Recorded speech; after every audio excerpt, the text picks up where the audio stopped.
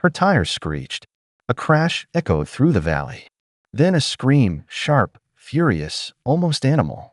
When the dust cleared, Dana Whitlock's luxury SUV was mangled in the middle of my ranch fence, smoke curling from its hood. She stumbled out, phone already in her hand, pointing at me like I'd set a bomb. But what she didn't know was that I built that fence for people exactly like her. The sound was unforgettable, metal folding like paper, tires skidding over gravel, and then the sharp snap of reinforced wire holding its ground. I stepped out of the barn just in time to see the white Escalade nose down in my fence, its front bumper buried in the dirt. For a moment, everything went still. Then the driver's door burst open and Dana Whitlock, HOA President and full-time nightmare, came storming out like she owned the earth beneath her. "You set me up," she screamed, holding her phone like a weapon, as if a 911 call would erase her mistake. I didn't answer. I didn't move. I just watched her rage bubble over while her vehicle hissed and steamed beside her. 3 weeks earlier, I moved to the outskirts of this quiet Colorado suburb to escape the noise. I bought the land fair and square, signed every dotted line, passed every inspection. My brother Nathan and I had dreamed of owning a place like this. He didn't live to see it, but I built it anyway. For him, for me, for our peace. Then Dana came knocking. The first time, it was about the barn color. It violates our uniform aesthetic.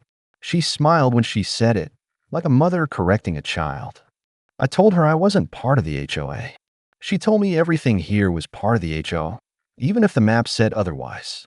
The second time, it was my fence. Too high, too rural, too aggressive looking. She sent a notice with a $600 fine attached. I sent it back with "not applicable" stamped in red. By the fifth visit, she was shouting from her SUV, claiming she'd filed with zoning and knew people in the county, but I'd already done my homework. My property line was older than the HOA itself. And my fence? It wasn't just legal. It was reinforced with steel cable, designed to keep predators out, or apparently entitled presidents in. So I waited. I didn't plan on trapping her. But I wasn't going to make it easy for her to bully me either. Cameras went up. Paperwork was filed. I reinforced the weak spots in the gate. This morning, I heard her engine from a quarter-mile away. She was speeding too fast for the curve. I don't think she expected the gate to hold. But it did. Now she stood in front of me, mascara smudged, sunglasses cracked, UV totaled, yelling for the sheriff like she was the one who had been violated. "You're going to regret this," she yelled again, stepping closer. I said nothing. I didn't need to. I had every inch of this moment on camera, from the second she plowed through the no trespassing sign to the way her front axle folded like wet cardboard. She turned toward her car and kicked it. Hard. Then she froze. The flashing blue light of my driveway security camera blinked back at her. Her face changed, rage replaced by something sharper. Panic. "You recorded this?" Still silent, I walked past her, inspected the fence, made a few notes in my logbook. She kept shouting, but it all blurred together, threats, curses, name-dropping, and members I'd never met. The louder she got, the calmer I felt. This wasn't chaos. This was control. Mine. By the time the deputy arrived, she was already pacing in circles, phone to her ear, screaming about lawsuits and sabotage. When he stepped out of the cruiser, he looked first at the SUV, then at the fence, then at me. I handed him the documents, the permits, the photos, the camera footage. Dana ran up behind me, shouting, "Arrest him." He set a trap. He endangered me. The deputy raised a hand, motioned her back. "Ma'am, you drove onto his private property. You ignored signage. You caused the damage." Her mouth fell open. For the first time in weeks, Dana Whitlock had no words. I turned away and walked back to the barn, the sun warm on my shoulders, her screams fading into the wind. But I knew it wasn't over. People like Dana never lose quietly, and she was just getting started. She didn't leave quietly. The sheriff had barely pulled out of the driveway before Dana stood at the edge of my property, phone glued to her ear, pacing like a caged animal. Her SUV still sat like a crumpled can half swallowed by the fence, front grille twisted, windshield cracked in a perfect spiderweb. But Dana wasn't looking at her vehicle anymore. She was looking at me. And I could feel it even with my back turned. The next morning, I woke up to 5 emails from the county clerk's office, 3 voicemails from a number labeled private, and a hand-delivered citation duct-taped to my gate. Dana had filed an emergency injunction claiming I had installed a hazardous structure meant to cause bodily harm. She cited HOA codes. She cited zoning ordinances. She even attached a blurry photo of herself in a neck brace, probably staged in her bathroom mirror, claiming emotional and physical trauma caused by an aggressive landowner. I didn't flinch. I responded with legal documentation and sent everything to my attorney, an old college buddy who owed me more than a few favors. But I could already feel the tide shifting. People were slowing down when they drove past the ranch. Some just looked. A few took pictures. Dana had started telling neighbors that I lured her into the crash with a fake open gate, that I was booby-trapping the neighborhood, that I was militant, unstable, dangerous. It was a Saturday when she showed up again, this time with a clipboard in one hand and a man in a suit beside her. He looked like he'd rather be anywhere else. Probably HOA legal counsel. They didn't speak. They just stood at the edge of the property, whispering, pointing, walking back and forth like surveyors. I stepped onto the porch. Dana turned to me with a smile that didn't reach her eyes. "This isn't over, Mr. Cole." She called me that now. Never Jackson, always Mr. Cole. Like saying my name with authority gave her power over me. I raised my coffee mug in her direction. Still trespassing. She ignored it. "There will be a hearing. You'll need to explain that contraption. It's called a legal fence," I replied. Her jaw tightened. Her lawyer tugged her sleeve. She left without another word. Later that night, I sat in my workshop and watched the footage again. The crash, the dust. Her face when she realized the sheriff wasn't on her side. Then I opened another file. My brother Nathan's case. 3 years ago, a different HOA in Arizona. Same kind of president, same petty rules. She fined him for having a flagpole too tall, then for a shed too close to the fence line, then for keeping bees. She claimed the bees were a threat to neighborhood children. They weren't. They were certified, tagged, and monitored. But the HOA came anyway, with threats, lawyers, and eventually a lien. Nathan fought them until he couldn't anymore. After he died, I swore I'd never let that happen to me. So when I bought this land, I read every line. I learned every loophole. I fortified everything, not because I was paranoid, but because I knew exactly what would come knocking. And now it was here. Wearing a white t-shirt and a smug grin, holding a clipboard like a badge of honor. The next week was quiet. Too quiet. Until I got the official letter. Dana had requested an emergency injunction and formal hearing. She was accusing me of creating an engineered barrier with intent to injure. The county would hear the case in 10 days, and I was expected to show up with proof. Not just that my fence was legal, but that my intentions were too. And that's when I realized she wasn't just trying to win. She was trying to destroy me the same way she destroyed my brother. But this time, I was ready. The courthouse smelled like floor wax and stress. I sat at the far end of the gallery in my cleanest flannel shirt, boots polished, papers in a folder tucked under my arm. The judge was late, the room too quiet, except for the occasional cough or whisper. Dana entered with her entourage, her lawyer, a woman from the HOA board, and a man who looked like he hadn't slept in days. She didn't look at me. She didn't have to. Her walk said everything. She thought this was already won. When the bailiff called our names, I stood calmly. Dana sauntered to her seat like it was a runway.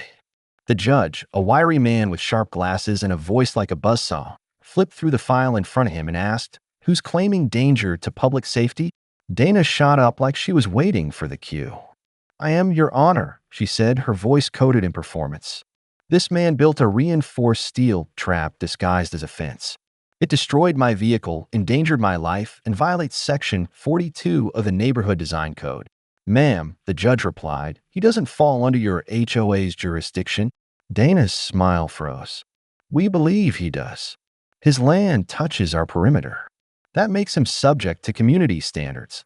Her lawyer stood. "We have documents suggesting his property was once designated as part of the association's buffer zone." I didn't interrupt. I didn't flinch. I waited for the judge to turn to me. "Mr. Cole, your response." I opened my folder slowly, and handed the bailiff a stack of documents. Permit 38B06, I said. Approved by the county for livestock-grade fencing. Includes buried steel cable for predator prevention. Inspected, signed, and certified. I also have video evidence of Ms. Whitlock's vehicle ignoring a visible no trespassing sign and entering my property without permission. The judge reviewed the documents in silence. Dana's foot tapped the floor. Her lawyer leaned over and whispered something. Her hands were shaking now. I've also included prior complaints filed by Ms. Whitlock against multiple residents, I continued, and a signed letter from a former board member alleging pattern harassment. Dana exploded. He planned this. He wanted me to crash. He tricked me with that fence.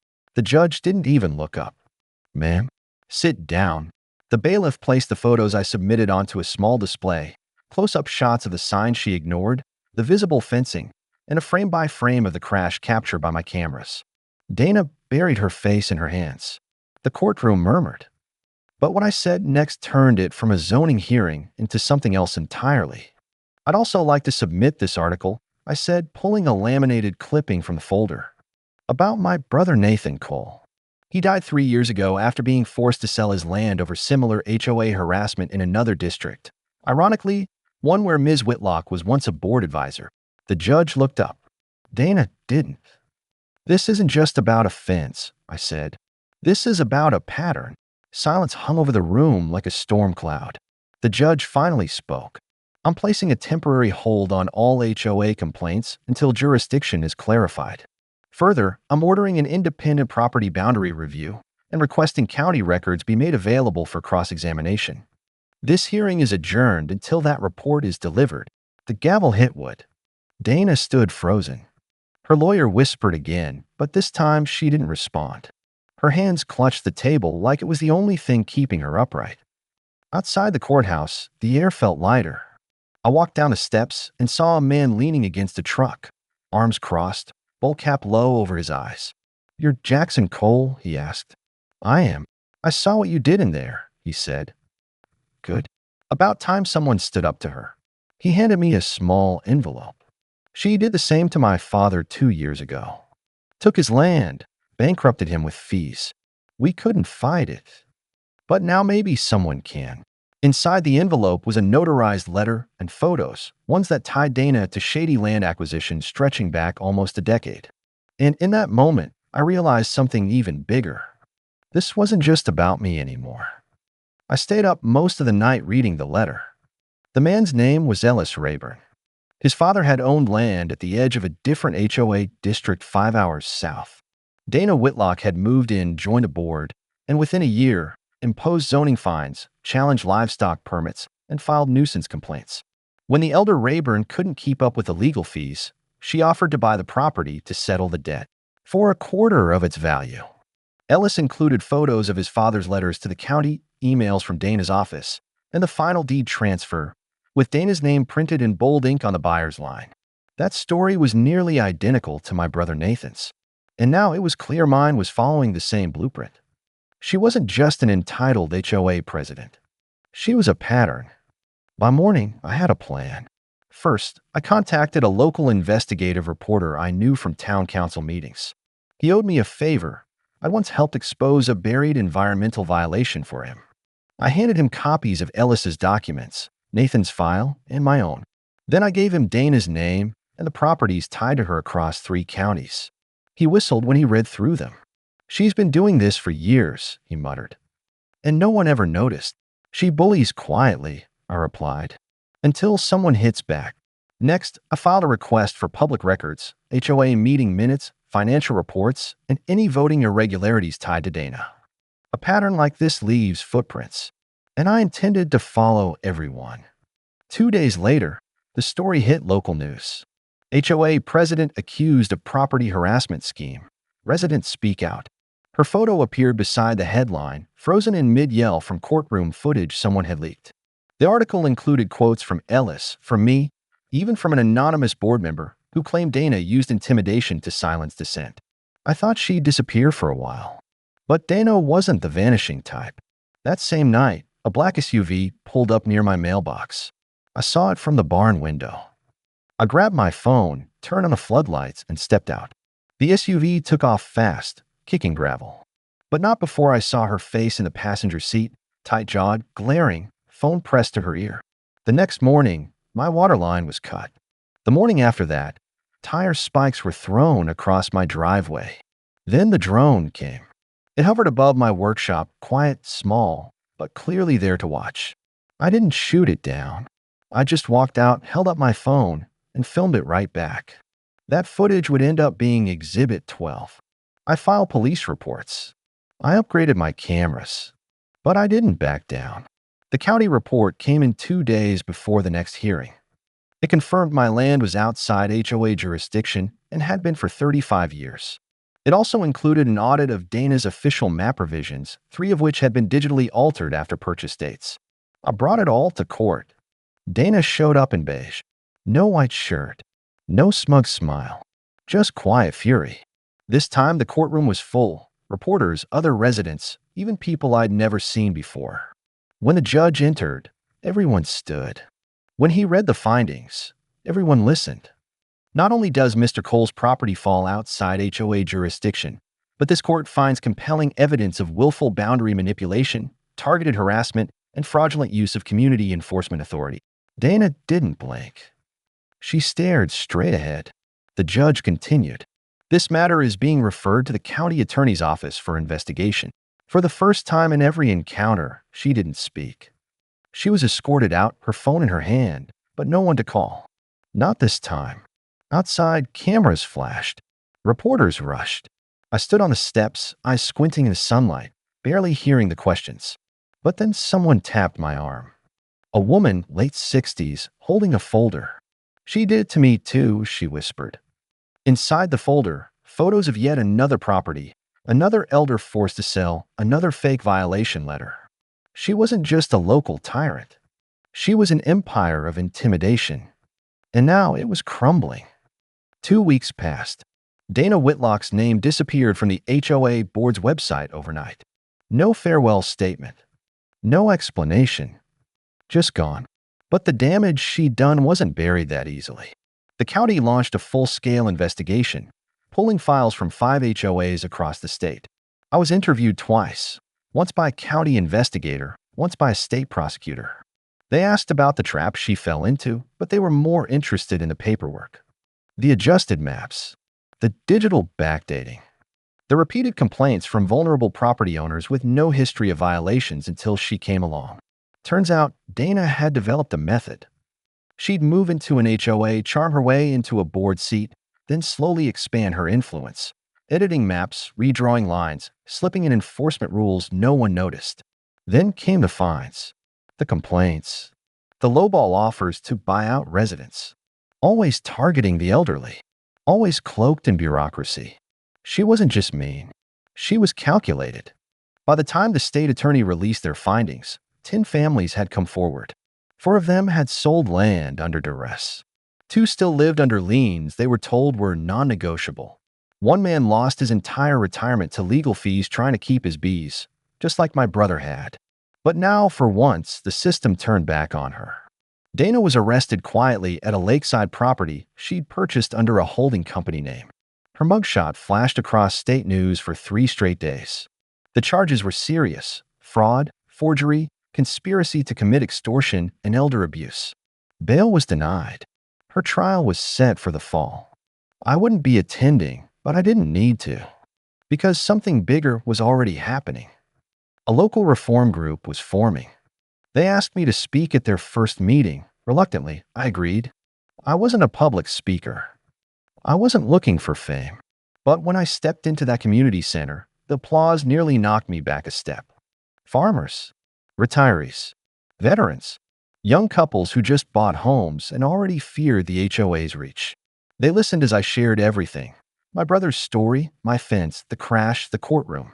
I saw their faces shift from frustration to resolve. They weren't just angry. They were ready to act.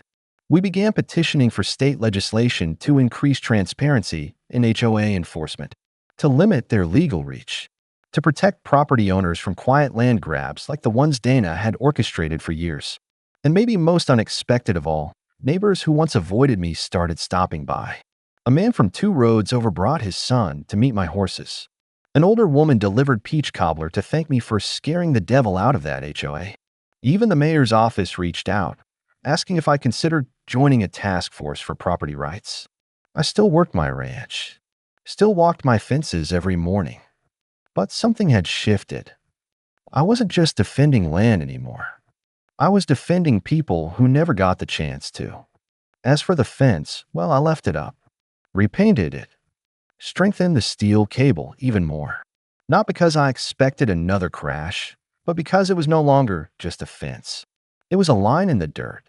One Dana tried to cross. One I was willing to defend. And if anyone else wanted to test it, they'd find the same thing she did. Not a trap, just consequences.